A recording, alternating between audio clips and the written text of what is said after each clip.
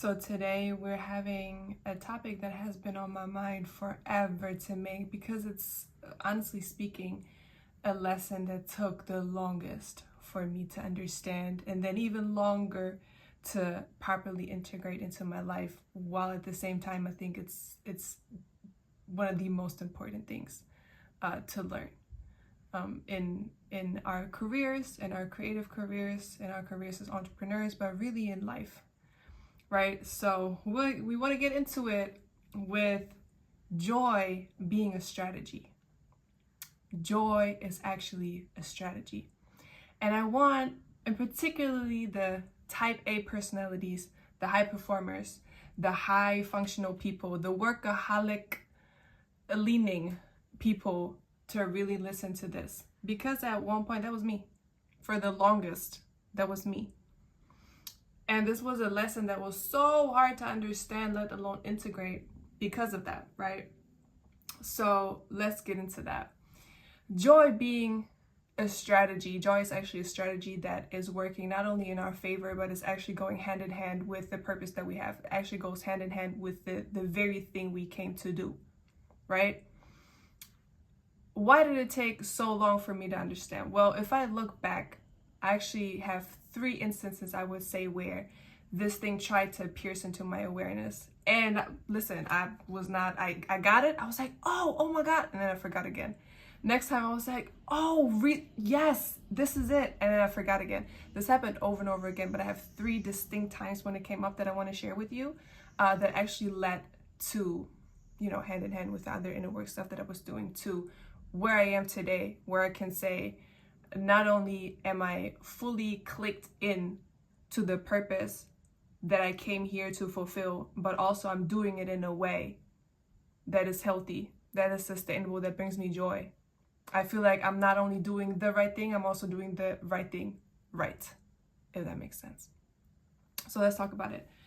I think the first instance, as me, as the type A, hyper functional, like high performing, super big pressure on myself always, that person, the first time it kind of pierced into my consciousness was, I think, 2022 now. I was in Thailand. I sometimes work from there for a couple months in a row, and I was there, and then I had 9 days until I had to be somewhere else, and then I booked this Airbnb that was in Koh Chang, I think, and I booked it in an area, there was no beach, there was no access to the beach. So it's literally like, bro, what's the point of going to an island if you're not going to the beach? In my psychology, it was still a nice place, right? So I do have to be in a place that inspires me. So it was a very cute Airbnb. It was by the water, but it was not by the beach. There was no beach access. And I remember booking it thinking, oh, there's no beach. But then in my head, I went, yeah, you gotta work anyway. It's gonna help you, push you towards work. So I got there, first day, second day, very sweet Airbnb, very sweet hosts. But then at some point it hit me. I was like, this sucks. Like, why did you do that? And I honestly had to sit with myself, because for the first time, something has shuffled in my consciousness. And I was like, why are you doing this? This is not fun. Like, it feels like suffering.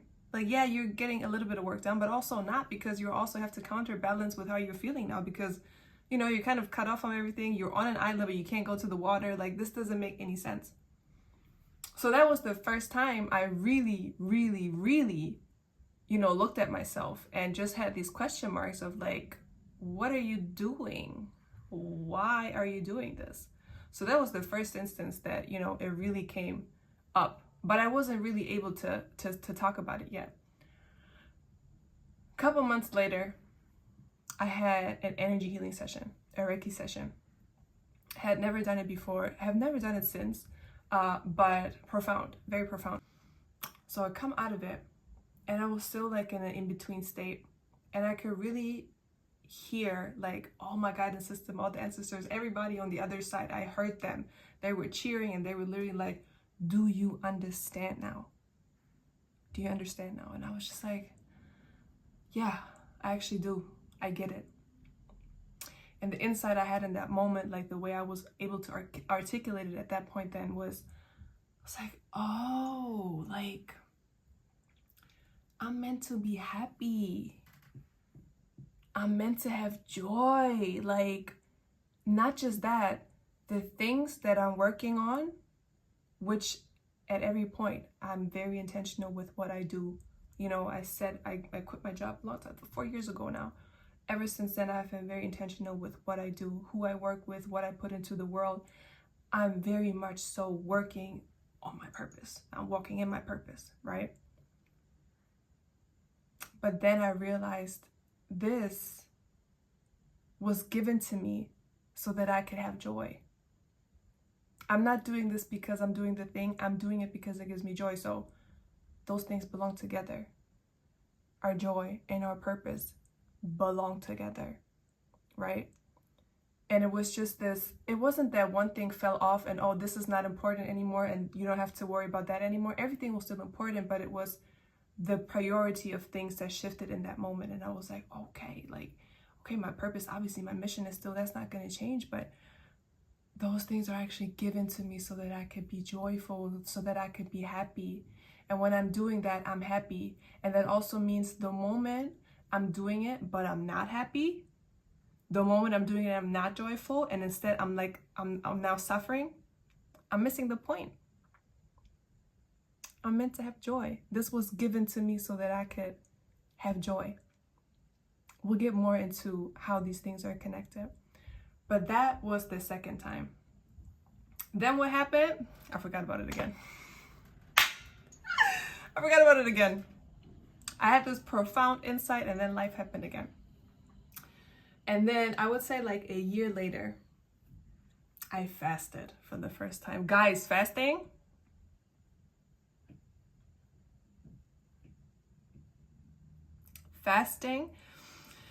I did a water fast, which means I had no food. I only drank water for 3 days. I wanted to do 4, I ended up doing 3. But I really got everything out of it that I wanted to get. I really did it more for like mental clarity purposes. But I did this fasting, and in the third night, I had the level of clarity I've never had before.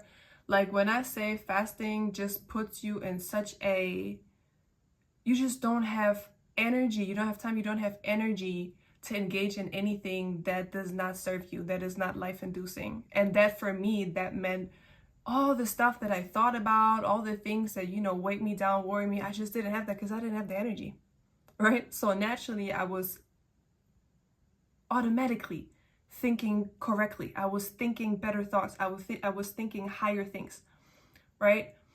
So being in that state, for those days, at some point led me to, I did a meditation or whatever, and then again, it came back and it was like, oh my God,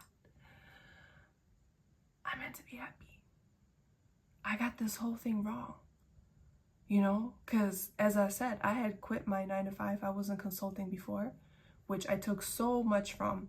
I learned so much from. I always worked on like really fun stuff.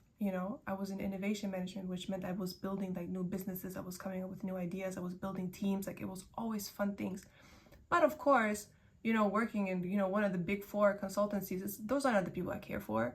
Those are not the people that care for me. You know what I mean? So I left that long time ago and I built a career continuing to consult, but doing it for creatives, doing it for people in music, for people that I care about, right? I was already walking in my lane, right? So there was nothing you could tell me of like, oh, you just need to scrap the whole thing. Like, no, I was already doing it. But what I realized where I went wrong was not in the what I was doing. It was in how I did it. It was in the energy that I was in, right? I had been so, not even accustomed, but, it's also for second generation immigrants, we come with a hustle, right? But then also there's hustle culture all around us. So I had completely bought into more, work harder, hustle harder, go harder. If you have to do this, you have to do this. You know, signs of like physical signs of fatigue or whatever, go harder. This is what you're supposed to do. And again, it wasn't like I was working for a company that didn't care about me or nothing. I was already on the path, so there was not much you could tell me of like, oh, just, just throw it away. Like, no, I'm doing this. This is important and I have to do it. But I just realized I got it wrong because I was in the wrong energy. And what is the wrong energy? And now, we're going to talk about why it was so hard, even though I had this insight coming through, piercing through my consciousness so many times. Why did it take so long to understand and then integrate it into my life, literally, even though I could already feel like this is the truth, this is what I have to live by, but I can still not do it? Why is that? And I'm sharing this from my perspective, but I see it all around me. I know this is what we as a collective are working through, are growing out of, right? And it's hustle culture, but think about what hustle culture is. Hustle culture is fear. Hustle culture is survival mentality, is a lack mindset, is a scarcity mindset. That's what hustle mentality really is, because you're always like, if I don't do this, then I don't have that. If I don't do this, then I'm not going to get into that. It's always, you're doing something because if you don't, you're not going to get it. It's always incomplete. You're always incomplete. You're always running while you're incomplete. And you're running because you think that if you run fast enough, if you collect all those things, then you will be complete. Then you will have completed whatever it is that you need to complete to get to the next stage. But what we don't realize, what we don't recognize while we're in that, and it was me. Okay? Survival keeps you in survival. Lack mentality keeps you in lack. We think when we're in the lack mentality or in the survival mode, we think we just have to run. We just have to do it. And when we do it, then it's done. But what actually happens is when we're in the lack mindset and we're in the survival mode, when we work out of that energy, the things that we are creating are more lack, are more survival. That is now materialized in new forms, right? Maybe you have a new job now, but somehow you feel even more exhausted than before. Why? You entered in the same energy. You're still in the same energy. The energy has not changed. Maybe the outside has changed. The energy has not changed. So your reality has not changed. You're still in there, right? So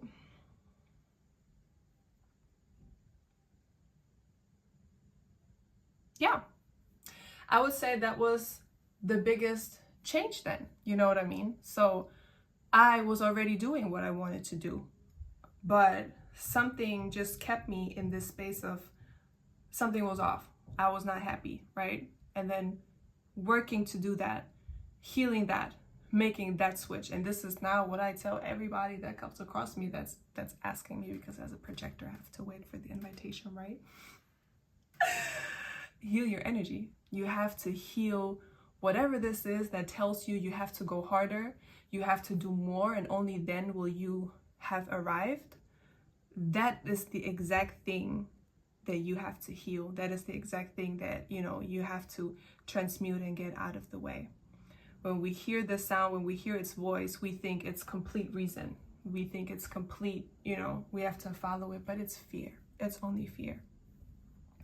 And so the reason why this topic is so dear to me, not only because it really changed my whole life in how I show up and how I feel now in the levels that I'm able to step into, the job opportunities that are now coming my way that I can now handle completely differently,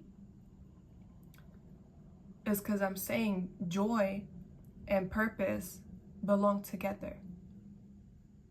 We somehow, over time, because fear has been our main operating system through hustle culture, through survival mode or whatever, through things that have been passed on. Some people are more affected than others. You have people, you have immigrant families that, really had to hustle. You have people who, live in some parts of the world where there's no such thing as infrastructure or governmental support. You know what I mean? So it's even more ingrained, you know? But when we speak about fulfilling our purpose to the highest level, then we cannot leave out how we feel. We cannot leave out the joy, because joy and our purpose go hand in hand. They're one. If we're talking about fulfilling our purpose to the highest level that we can. And let's talk about why that is. This is something at the end of the day which is just not taught enough or like at all. But each of us comes with a purpose. Each of us has a mission to fulfill, right? There were times in humankind where this connection, this knowledge was stronger. You know, children will come into this world, you know, people would know why they came, they'll find out. By the time they're like 14 or something, they already got their 10,000 hours in, right? We don't live in those times anymore. But it doesn't change the fact that each of us comes with a purpose. Each of us comes with a mission. Not only that, we come with very specific and individual ways to fulfill that purpose, right? And those is something what we call now our gifts and our talents. None of that is by accident. It's all one. All of us are born with a purpose. All of us are born with a mission. And all of us are born with a way to bring that mission to life, right? This is something that I like to call the original design. We all come with an original design, not just what we're meant to do, but also how we're meant to do it.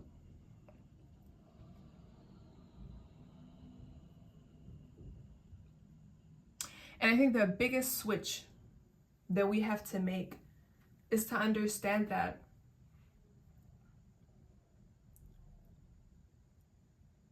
we come in a way, we come designed in a way where when we do what we're meant to do, we're gonna have joy.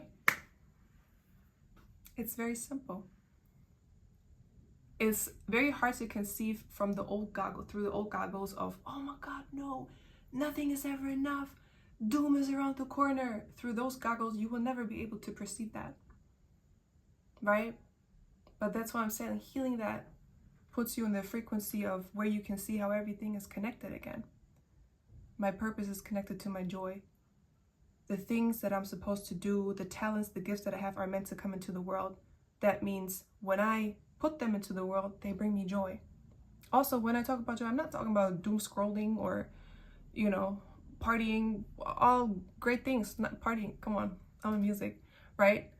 But I'm not talking about dopamine fixes. I'm talking about joy. So what I want to leave you with in this video is pay attention. Pay attention to your joy. Take it serious. Joy belongs to our purpose, and therefore whenever we have joy, whenever we experience joy, that's an indicator. That's a guidance system that you can follow, right? There was this quote that I think in my early 20s when I first discovered this Pinterest, and first saw how people I was obsessed with quotes, right?